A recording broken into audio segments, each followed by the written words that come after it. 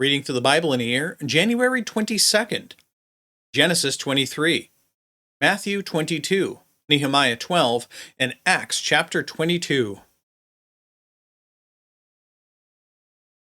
Sarah lived to be 127 years old.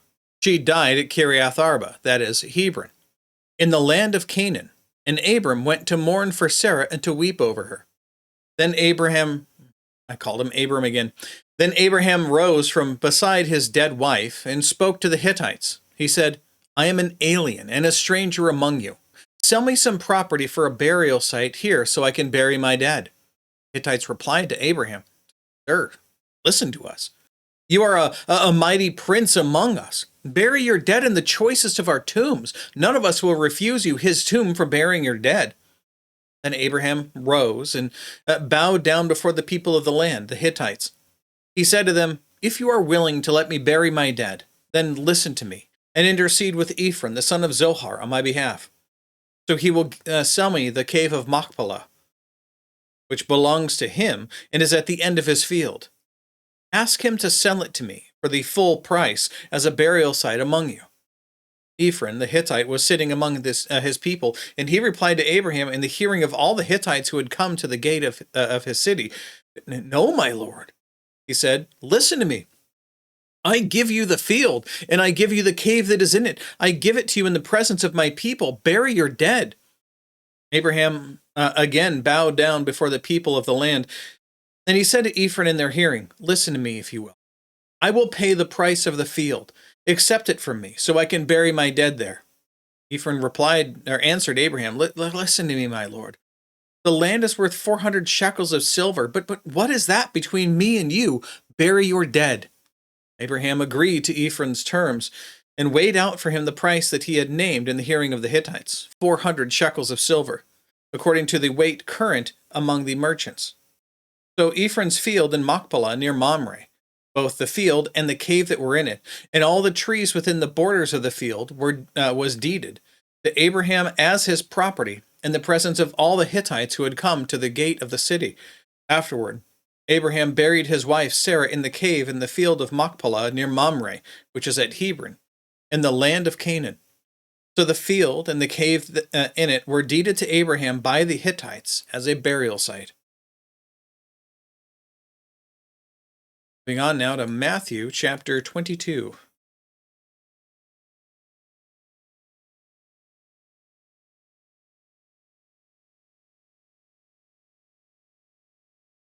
Jesus spoke to them again in parables, saying, The kingdom of heaven is like a king who prepared a wedding banquet for his son.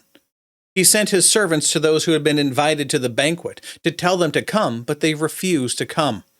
Then he sent some more servants and said, Tell those who have been invited that I had prepared my dinner. My oxen and my fattened cattle have been butchered, and everything is ready. Come to the wedding banquet. They paid no attention and went off, one to his field, another to his business. The rest seized his servants, mistreated, and killed them. The king was enraged. He sent his army and destroyed those murderers and burned their city. Then he said to his servants, The wedding banquet is ready, but those invited did not deserve to come. Go to the street corners and invite to the banquet anyone you find. So the servants went out into the streets and gathered all the people that they could find, both good and bad. And the wedding hall was filled with guests. But the king came in to see the guests, and he noticed a man there who was not wearing wedding clothing. Now, it was common in that time that the master of a house could choose that, the people who were invited to the wedding would wear specific outfits, and they would typically provide it for those people. Speaking to him, Friend, he asked, How did you get in here without wedding clothes? The man was speechless. Then the king told the attendants, Tie him hand and foot and throw him outside into the darkness where there will be weeping and gnashing of teeth. For many are invited, but few are chosen.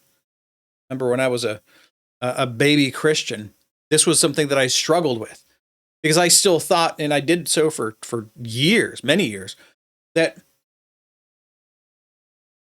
I believed the lie that I was told that God is a gentleman and he won't, you have to ask him to invite you into his, he's not going to force his way into anything. And then I read the Bible. God doesn't ask. Seeing. All right, continuing on. Then the Pharisees went out and laid plans to trap him in his words. And they sent their disciples to him, along with the Herodians. These are people who are experts in the law, those who are part of the ruling class of the government. Teacher, they said, we know you are a man of integrity and that you teach the way of God in accordance with the truth.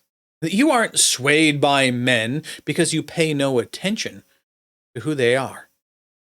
Tell us then, what is your opinion? Is it right to pay taxes to Caesar or not? They're hoping he's going to say no.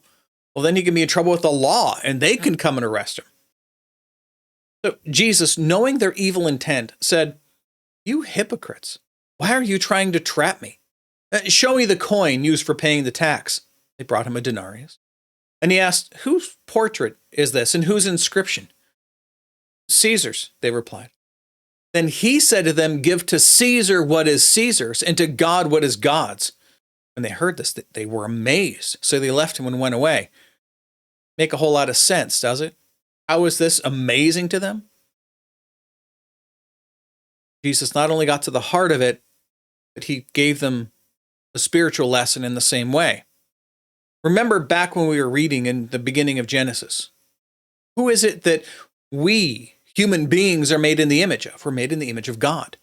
Therefore, he's driving this point home that you are to give to Caesar what is Caesar's, whatever, but give to God what is God's. How do we know what is God's? Because they're made in the image of God. We're supposed to give our lives to serving God. See? Verse 23, that same day the Sadducees, who say that there is no resurrection, therefore they are sad. You see? Sadducees are a group of people. There were two main sects within the church, within the Jewish leadership at that time. You had the Pharisees; those are the ones who very tightly followed the word of God itself, right? And then you had the liberal branch; these were the Sadducees. They also swear that they followed the entire book of the law, but they did not believe in many things. They didn't believe they believed in heaven, for that's where God dwells, but they don't believe you go there. In fact, they believe, much like atheists do, that when you die, it's just like turning off a TV. There's nothing left. Just gone, whatever. It's irrelevant. They also don't believe in angels. They don't believe in miracles. They don't believe in any of these things, right? So these are the people coming up to Jesus, and they came up to him with a question. Teacher, they said, Moses told us that if a man dies without having children, his brother must marry the widow and have children for him. Let me see if there's a note on this, because there should be.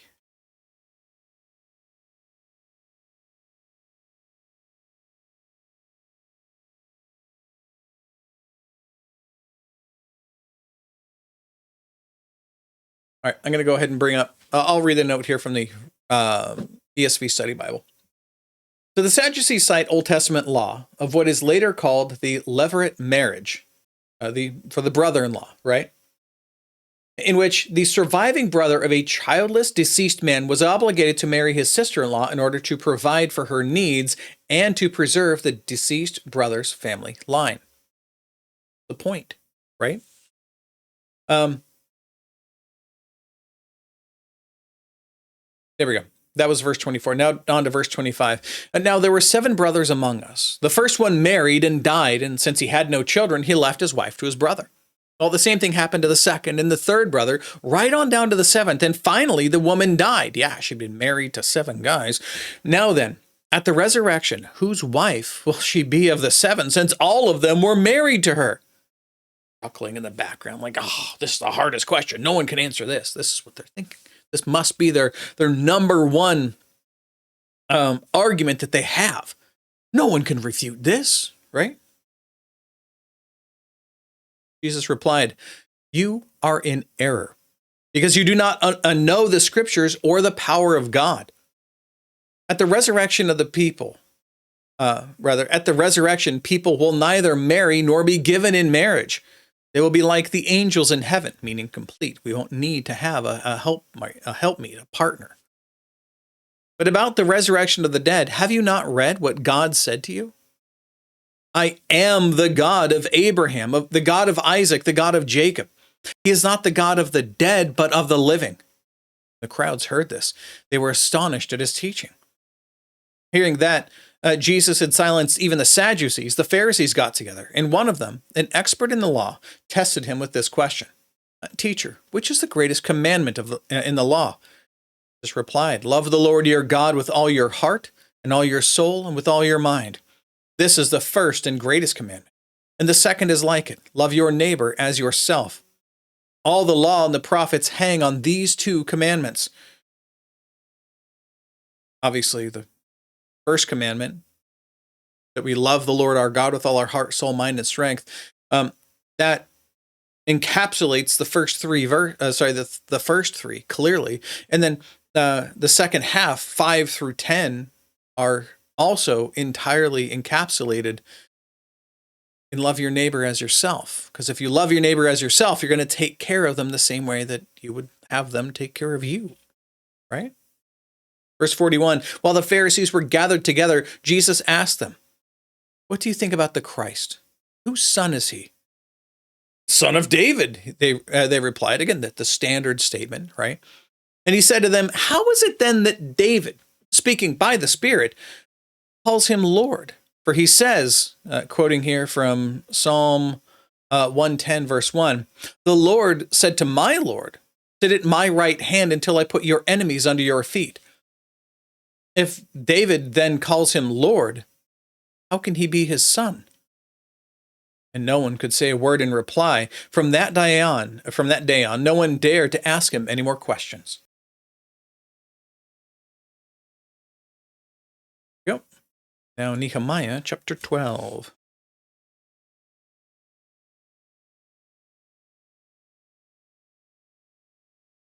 These were the priests and Levites who had returned with Zerubbabel, son of Shealtiel, and with Jeshua. Sariah, Jeremiah, Ezra, Amariah, Maluk, Hattush, Shechaniah, Rehum, Meremoth, Iddo, Ginnethon, Abijah, Mijamin, Moadiah, Bilgah, Shemaiah, Joiarib, Jediah, Salu, Amok, Hilkiah, and Jediah. These were the leaders of the priests and their associates in the days of Jeshua. The Levites were Jeshua, Benui, Kadmiel, Sherebiah, Judah, and also Mattaniah, who, together with his associates, was in charge of the songs of thanksgiving. Bakbukiah, again, one of my favorite names, and Uni, their associates, stood opposite them in the services. Jeshua was the father of Joachim. Joachim, the father of Eliashib. Eliashib, the father of Joiada. Joiada, the father of Jonathan. Jonathan, the father of Jaddua. In the days of Joachim, these were the heads of the priestly families. Of Sariah's family, Moriah. Of Jeremiah's, Hananiah. Of Ezra's, Meshullam. Of Amariah's, Jehohanan. Of Maluk's, Jonathan. Of Shechaniah, Joseph. Of Harim, Adnah. Of Meremoth's, Helkai. Of Iddo's, Zechariah. Of Ginnethon's, Meshullam. Of Abijah, Zikri or Zikri. Of Menamin's and of Modiah's, Piltai. Of Bilgah's, Shemua. Of Shemaiah, Jehonathan. Of Joiarib, Mattaniah. Of Jediah's, Uzzi. Of Salu's, Kalai.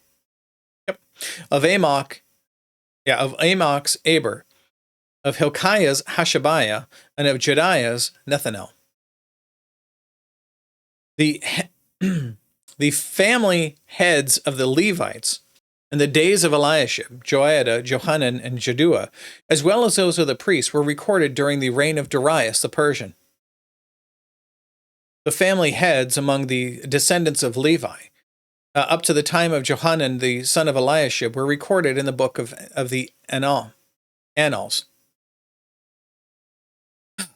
I get through all those names, and now I can't pronounce regular words. It's a normal thing. Verse 24. And the leaders of the Levites were Hashabiah, Sherebiah, Jeshua, son of Kadmiel, and their associates, who stood opposite them to give praise and thanksgiving, one section responding to the other, as prescribed by David, the man of God. Excuse me. Mattaniah, Bakbukiah, Obadiah, Meshullam, Talman, and excuse me. I'm going to drink water. Try to survive. Back to verse 25. Mattaniah, Bakbukiah, Obadiah, Meshullam, Talman, and Akub were gatekeepers who guarded the storerooms at the gates. They served in the days of Jehoiakim, of Jeshua, son of Jeshua, the son of Jozadak, and in the days of Nehemiah the governor, and of Ezra the priest and scribe. At the dedication of the wall of Jerusalem, the Levites were sought out from where they lived and were brought to Jerusalem to celebrate joyfully the dedication with songs of thanksgiving and with music of cymbals, harps, and lyres. The singers were also brought together from the region around Jerusalem, from the villages of the Netophathites, from Beth Gilgal, and from the area of Geba and Asmaveth, for the singers had built villages from. Yup, we're going to do this. For the singers, had built villages for themselves around Jerusalem. It's easy. That's easy to say, right? When the priests and Levites had purified themselves ceremonially, they purified the people, the gates, and the wall. We're going to get to how that happens later on as we read through the Pentateuch, the first 5 books in the Old Testament. I had the leaders of Judah go up on top of the wall. I also assigned 2 large choirs to give thanks. One was to proceed on the top of the wall to the right toward the dung gate. Hoshea and half of the leaders of Judah followed them, along with Azariah, Ezra, Meshullam, Judah, Benjamin, Shemaiah, Jeremiah, as well as some of the priests with trumpets, and also Zechariah, the son of Jonathan, the son of Shemaiah, the son of Mattaniah, the son of Micaiah, the son of Zakur, the son of Asaph. That's important because Asaph is the chief of the singers from David. And his associates, Shemaiah, Azarel, Milalai, Gilalai, Ma'ai, Nethanel, Judah, and Hanani, with musical instruments prescribed by David, the man of God. Ezra, the scribe, led the procession. At the fountain gate, they continued directly up the steps of the city of David on the ascent to the wall and passed above the house of David to the water gate on the east. The second choir proceeded in the opposite direction. I followed them on top of the wall, together with half the people, past the Tower of the Ovens to the broad wall. Over the gate of Ephraim and the Jeshanah gate, the fish gate, the Tower of Hananel, and the Tower of the 100, as far as the sheep gate. At the gate of the guard they stopped. The 2 choirs that gave thanks then took their places in the house of God. So did I, together with half the officials, as well as the priests, Eliakim, Maaseiah, Miniamin, Micaiah, Elioenai, Zechariah, and Hananiah with their trumpets, and also Maaseiah, Shemaiah, Eleazar, Uzi, Johanan, Malchijah, Elam, and Ezer. I think it's Azer. The choir sang under the direction of Jezrahiah. And on that day they offered great sacrifices, rejoicing because God had given them great joy. The women and children also rejoiced. The sound of rejoicing in Jerusalem could be heard far away. At that time, men were appointed to be in charge of the storerooms for the contributions, firstfruits, and tithes. From the fields around the towns, they were to bring into the storerooms the portions required by the law for the priests and the Levites, for Judah was pleased with the ministering priests and Levites. They performed the service of their God and the service of purification, as did the singers. I just realized that this hasn't brought up any of the notes for us as we've gone through it. Because, again, and this is just a Logos thing, but sometimes when you click it, It'll read it as a double click. When it does that, it opens it in a brand new window, which sounds great. It's not. Anyway, give me a moment here to roll back through these notes because I really want you to be able to see them. It's important that they're here. But I also remembered where we were. So it'll just take a moment here to scroll through these to get caught up to where we were.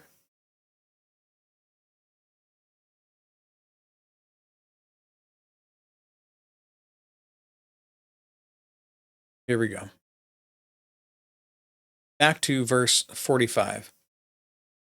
They performed the service of their God and the service of purification, as did also the singers and gatekeepers, according to the commands of David and his son Solomon. For long ago, in the days of David and Asaph, there had been directors for the singers and for the songs of praise and thanksgiving to God. So, in the days of Zerubbabel and of Nehemiah, all Israel contributed to the daily portions for the singers and the gatekeepers.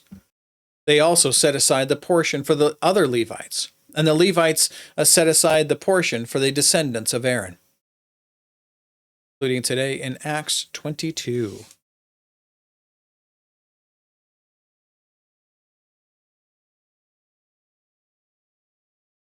Paul is now speaking to the people. Remember, he's been, he finally made it back to Jerusalem after a long time away.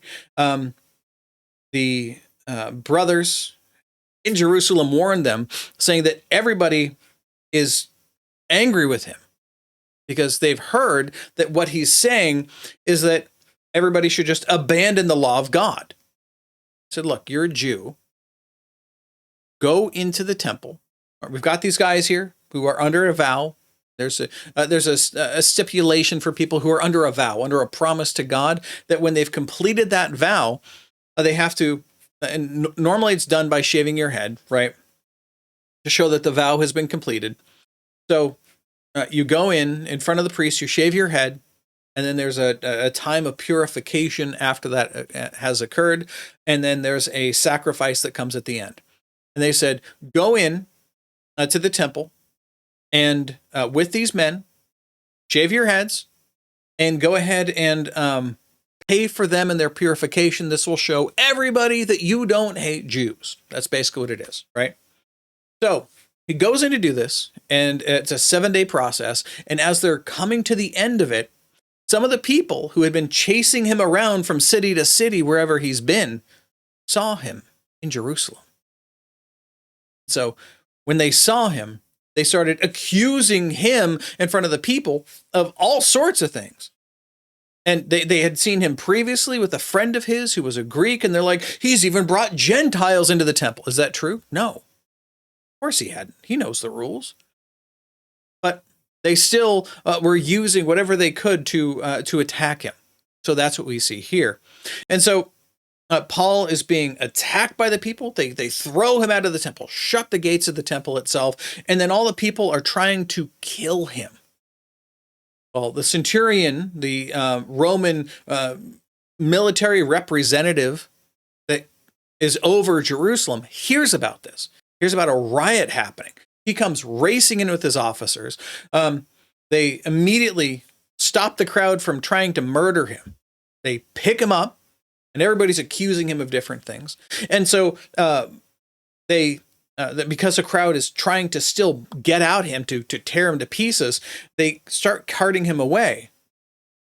And Paul turns to the centurion and says, can I talk to the people? He goes, whoa, hold on. You're not this like wicked, evil person that we've been looking for? He goes, no, I'm a Jew from Tarsus of Cilicia, no small city. Please let me speak to the people. He goes, well, okay. Figuring maybe he didn't have a chance to respond to the people. It's a normal thing that Romans had a lot of actually really great laws for representation, especially in court cases. You couldn't be tried and thrown in jail without being able to meet the people who are accusing you. And so that's what we see here. So Paul standing before the people on the steps, motions with his hand, basically let them know he's going to speak now. And they became quiet. Here we are in verse 1. Brothers and fathers, he speaks. Listen now to my defense." When they heard him speak to them in Aramaic, they became very quiet. Then Paul said, "I am a Jew, born in Tarsus of Cilicia, but brought up in this city. Under Gamaliel, I was thoroughly trained in the law of our fathers. I was just as jealous for God as any of you are today.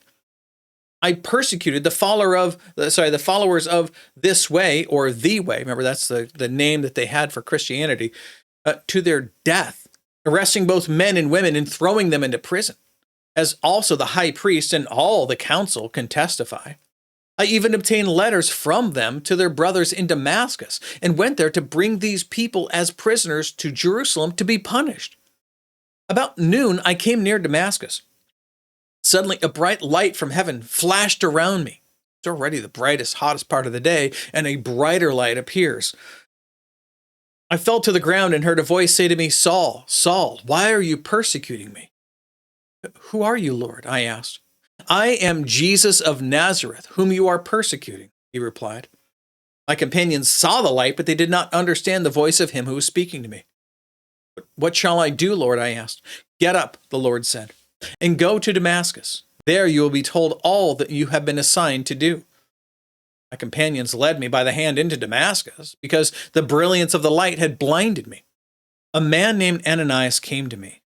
He was a devout observer of the law and highly respected by all the Jews living there. He stood beside me and said, 'Brother Saul, receive your sight.' At that very moment, I was able to see him. Then he said, 'The God of our fathers has chosen you to know his will and to see the righteous one and to hear words from his mouth. You will be his witness to all men of what you have seen and heard. What are you waiting for? Get up, be baptized, and wash your sins away, calling on his name.' When I returned to Jerusalem and was praying in the temple, I fell into a trance and saw the Lord speaking. 'Quick,' he said to me, 'leave Jerusalem immediately, because they will not accept your testimony about me.' 'Lord,' I replied, 'these men know that I went from one synagogue to another to imprison and beat those who believe in you. When the blood of your martyr Stephen was shed,'" this is Acts chapter 7, "I stood there giving my approval and guarding the clothing of those who were killing him. Then the Lord said to me, 'Go, I will send you far away to the Gentiles.'" The crowd listened to Paul until he said this. Then they raised their voices and shouted, "Rid the earth of him! He's not fit to live!" Why would they say that when he just says that he's going to go and preach the good news of God to Gentiles? Shouldn't they all appreciate and want to see more people coming to God? No. Remember, for most of the Jews, they see everybody around them as really lesser than they are. This was a common thing. Moreover, because they have so many restrictions on things that they could basically eat and touch and so forth, that they look down on the people who partake in such things. Have a bacon cheeseburger? Well, I serve the God of heaven and the God of the earth. So I won't be partaking in those things. They're basically the vegans of their time. And so because of this, it was the worst kind of thought that God would even care about, much less want to see his word preached to the Gentiles, even though the rest of Scripture had spoken about how God was going to bring this good news and the good news of the Messiah to the Gentiles. But they didn't care about that. And so when he said this, what did they do? They tried to murder him because he said something that offended them. Funny how things don't really change. Verse 22, verse 23. As they were shouting and throwing off their cloaks and flinging dust into the air, the commander ordered Paul to be taken into the barracks. He directed that he be flogged and questioned in order to find out why the people were shouting at him like this. So they stretched him out to flog him. They have this giant stone with straps that the people who are going to beat you, they have these leather straps that go around your wrist, right? And they pull them tight so you can't move and you can't get out of the way and you can't defend yourself. And then they have someone come up behind you with this. Basically, it's a cat o' nine tails. It's this leather device that has like 9 pieces of long leather straps with pieces of bone and glass kind of tied into it. So when I hit your back with it, it'll tear your back open and pull, and it'll leave wide open scrapes as it does so. And so they stretched him out to flog him. And Paul said to the centurion standing there, "Is it legal for you to flog a Roman citizen who hasn't even been found guilty?" Remember what I said before about their laws and all the things that they had to defend their own citizens? When the Romans would come in and take over a city or a region, right? What they would do is they would establish Roman law over the whole land. You would have your own laws, and those are whatever. They don't care about those because the overarching laws are those of the Romans. And for a regular citizen of the land, they basically have no real right to representation. There's some, but not a lot, right? So for them to just whip somebody who's just a regular Jew, it doesn't really matter. But if that person is a Roman citizen, well, instantly they have far more rights. And so you could even purchase if you weren't a Roman citizen, you could pay a certain amount of money and then pay for a Roman citizenship. But even then, you're still a second class to a true born Roman citizen. So he said, "Is it legal for you?" Well, when the centurion heard this, he went to the commander and reported it. What are you going to do?" he asked. "This man is a Roman citizen." The commander went to Paul and asked him to tell me, "Are you a Roman citizen?" "Yes, I am," he answered. Then the commander said, "Well, I had to pay a big price for my citizenship, but I was born a citizen," Paul replied. Those who were about to question him withdrew immediately. They didn't want to be related to this at all. You're not even supposed to bind someone who's a Roman citizen until they can meet with their accusers. So those who were about to question him withdrew immediately, and the commander himself was alarmed when he realized that he had put Paul, a Roman citizen, in chains. The next day, since the commander wanted to find out exactly why Paul was being accused by these Jews, he released him and ordered the chief priests and all the Sanhedrin. Again, that's the ruling party of the Jews, right? Think of it like like you would Congress today, right? Pulling all of them together to assemble. Then he brought Paul and had him stand before them. So now he's able to defend himself against the people who are making an accusation against him. Makes sense, right? God willing, tomorrow we're going to go through more of this, because this is all the reading and all of the notes. This is a great part. Especially if you've never read through the book of Acts. This part gets kind of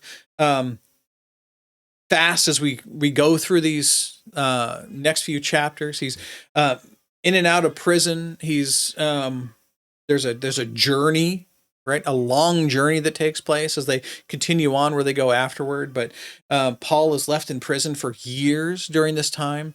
But he's able to give an excellent defense of the gospel itself to numerous people. In fact, people of very high standing. It's a fantastic part. You're going to love it.